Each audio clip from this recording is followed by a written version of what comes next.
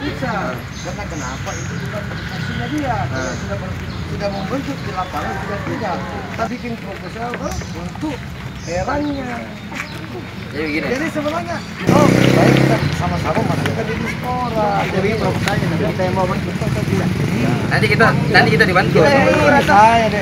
Saya ini tidak pernah tinggalkan wargaku dalam keadaan apapun juga. Jadi kalau ada proposalmu, kita bersama-sama ke Dispora supaya kita lihat langsung. Karena kalau saya sendiri jangan sampai saya nggak ada apa-apa, kita tidak bisa menyaksikan saya. Tapi kalau ada menyaksikan saya, cocok betul, Pak Lurah yang tahu.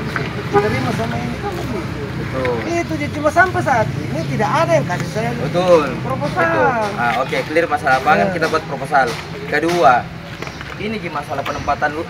Depannya ini kantor kelurahan, kenapa bisa sampai dia di depan? Ya kan kantor, Pak. Harusnya kan dia menghadap ke jalan.